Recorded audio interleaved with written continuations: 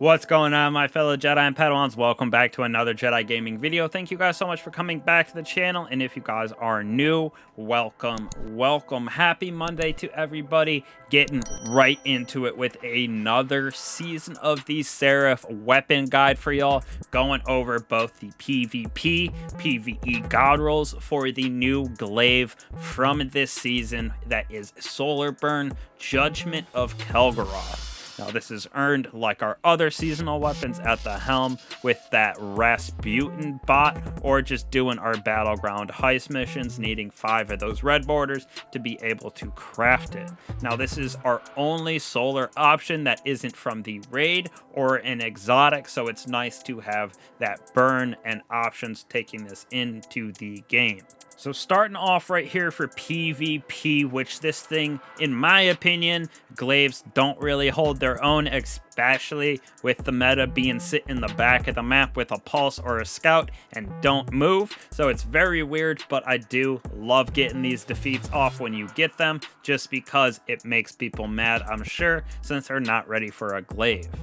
But for our enhanced intrinsic, we're going to go with handling on this bad boy, so we're able to switch between this, our SMG, whatever else we may be using a little bit faster and just better for the PvP realm. Now for our first perk, we're going with ballistic tuning to give us a crazy increase to range. We're stacking this out at 96 range and it has 95 impact, so we're able to do some pretty crazy damage at distance with those energy projectile shots. Now, attributing to that range, we got accurized rounds, which gives us a +10 to range. So once again, allowing us to map those unexpected guardians with a glaive doing the energy shot instead of its melee.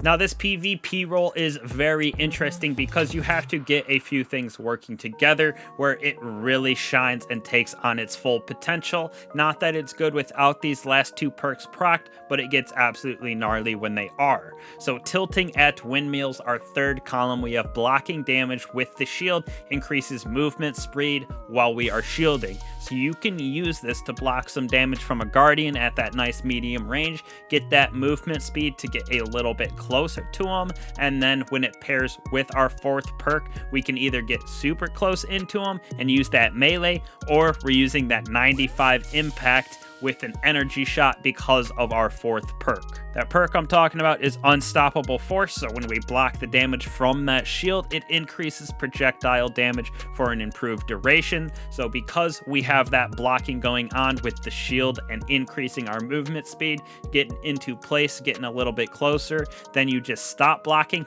shoot with that 96 range, 95 impact, plus Unstoppable Force proc, you are doing some pretty gnarly damage on guardians.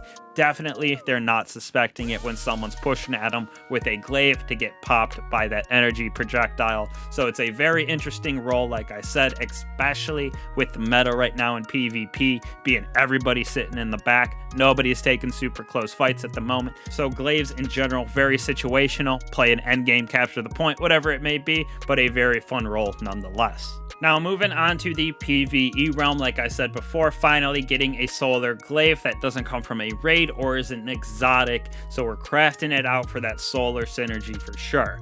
So first off, we're going with shield duration in its enhanced intrinsic perk, so it's just giving that base a shield duration, nice little crank for +10, having it all the way up to 50. Now in our first column right here, we're going with auxiliary reserves, so we have that increase again to shield duration. Does give us a little decrease to reload speed, but having that nice shield duration to block damage is super nice because it does stop a lot of damage even in that endgame activities. Next off, we're going to be running a light mag that gives us a nice increase to both reload and range, just because there's nothing else in this column that really helps, in my personal opinion, for the PvE realm. This seems to be the best perk that works for me specifically, as well, with having the 4 in the magazine, as well as giving us that 50 duration, what I want for our shield. Now building this out for PvE, like I said, for Solar 3.0 synergy with those subclasses, I'm gonna go with Demolitionist in this perk. So final blows with this weapon generate grenade energy for us and and when we throw our grenade, it reloads this weapon. So it's a very good combination with the solar grenades we have, using this with something like fusion grenades and our warlock with Starfire Protocol, even our thermite grenades with our titans. Very good pairing for that synergy, especially with the 4th perk that we have on this weapon. That makes it all the better and just tops it off with the cherry. That cherry that I am talking about is incandescent. Defeating targets spreads that scorch to nearby enemies. More powerful combatants and opposing guardians cause the scorch in a larger radius. So again, causing so much solar damage. You can proc war mine cells with this, and having that ability for the scorch and that extra defeats to happen via those little explosions, if you will, we get grenade energy back on those, so we're able to spam our solar abilities and our grenades while getting up close and personal with incandescent, shooting that projectile to cause the scorch, getting up in there doing that massive melee damage with these glaives, just because that's really what they're for. Then you can block all of that incoming damage, set the world afire with this PvE roll, and definitely gonna be keeping this on me, like I said, for those solar shields, since it's our first solar legendary that doesn't come from a raid. So hopefully this helped you guys pick what shape of these weapons you want in perks for the Judgment of Kelgorath Glaive from the Season of the Seraph. Appreciate that support lately, really do. I'll catch you guys in the next one.